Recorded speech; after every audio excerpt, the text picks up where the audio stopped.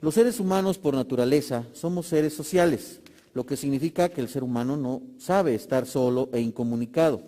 La sociedad está construida por la comunicación y es por esta misma que puede existir una sociedad, pues sin la comunicación no se podría establecer reglas y normas. Sin embargo, en la actualidad los individuos viven inmersos en una gran cantidad de actividades. Estas consumen la mayor parte del tiempo diario que tiene cada individuo, limitando su tiempo de convivencia social. Por ello, hoy en día existen diferentes maneras de comunicación que permiten al ser humano estar en contacto con el mundo que lo rodea. Una manera de comunicación de gran importancia en la actualidad es la masiva, con sus respectivas herramientas. Los medios de comunicación masivo permiten a las grandes masas estar en contacto con la información más relevante para cada persona. Los medios de comunicación masiva son vastos y variados, con características similares y con amplias diferencias. Uno de los medios más actuales y de mayor área de oportunidad dentro de las comunicaciones y la publicidad es el Internet. Es la mejor herramienta para emitir información a la sociedad. Los medios masivos de comunicación o medios de comunicación masiva son aquellos canales o instrumentos que permiten transmitir un mismo mensaje para que sea recibido por una enorme cantidad de personas en forma simultánea. Por su masividad, se habla de audiencias o públicos a la hora de referirse a los receptores de los mensajes transmitidos por esa vía. La discriminación es un fenómeno social que se vulnera la dignidad, los derechos humanos y las libertades fundamentales de las personas. Esta se genera en los usos y las prácticas sociales entre las personas y con las autoridades. En ocasiones de manera no consciente, por ello, es importante conocer a qué se refiere para evitar discriminar y saber a dónde recurrir en caso de ser discriminado. La Comisión Nacional de Derechos Humanos tiene interés en difundir las consecuencias de la discriminación y resaltar el derecho a la no discriminación, con el fin de que todas las personas gocen de todos los derechos humanos característicos de las sociedades democráticas. ¿Qué es la discriminación? Se entenderá por discriminación, según establece la Ley Federal para prevenir y eliminar la discriminación, toda distinción, exclusión, restricción o preferencia que por acción u omisión, con intención o sin ella, no sea objetiva, racional ni proporcional y tenga por objeto o resultado obstaculizar, restringir, impedir, menoscabar o anular el reconocimiento, goce o ejercicio de los derechos humanos y libertades, cuando se base en uno o más de los siguientes motivos: el origen étnico o nacional, el color de piel, la cultura, el sexo, el género, la edad, las discapacidades, la condición social económica, de salud o jurídica, la religión, la apariencia física, las características genéticas, la situación migratoria, el embarazo, la lengua, las opiniones, las preferencias sexuales, la identidad o filiación política, el estado civil, la situación familiar, las responsabilidades familiares, el idioma, los antecedentes penales o cualquier otro motivo que en sí las formas conexas de intolerancia. Discriminar quiere decir dar un trato distinto a las personas que en esencia son iguales y gozan de todos los mismos derechos. Ese trato distinto genera una desventaja o restringe un derecho a quien lo recibe.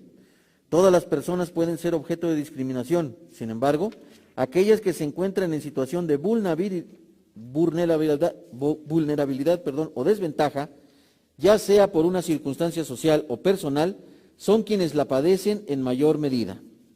Un tema importante y claro ejemplo de lo que se puede llegar a ser un acto de discriminación son los pacientes recuperados del COVID-19.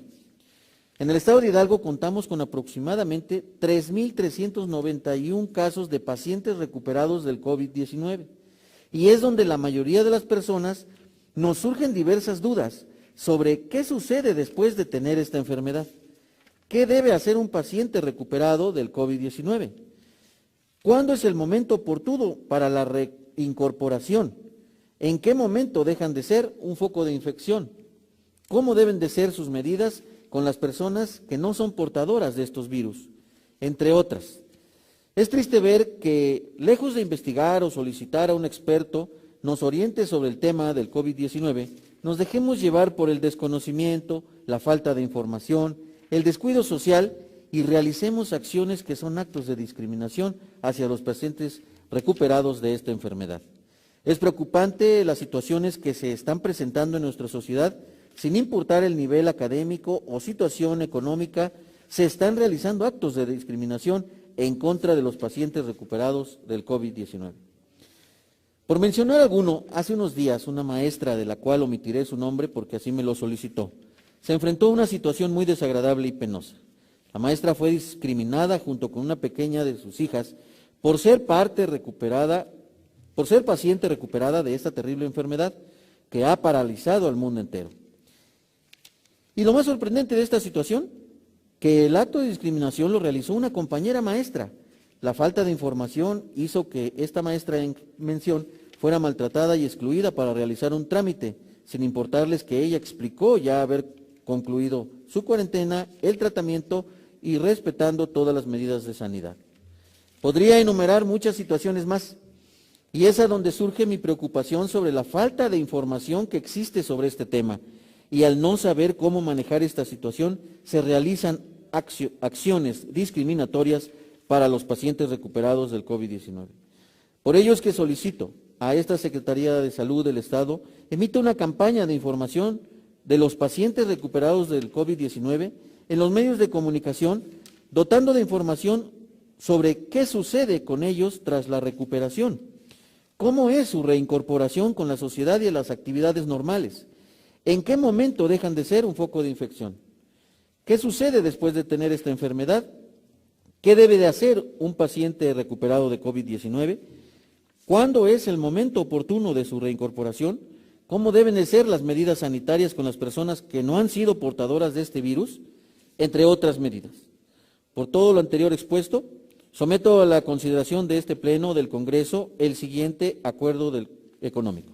Único, la 64ª legislatura del Congreso del Estado Libre y Soberano de Hidalgo exhorta respetuosamente a la Secretaría de Salud del Estado de Hidalgo para que en el ámbito de sus facultades inicie una campaña de información en todos los medios de comunicación respecto a los pacientes recuperados del COVID-19, con el objetivo de evitar actos de discriminación, dado en el Salón de Sesiones del Congreso del Estado Libre y Soberano de Hidalgo al primer día del mes de diciembre de 2020. Atentamente, diputado José Luis Espinosa Silva. Es cuanto, diputado. Gracias.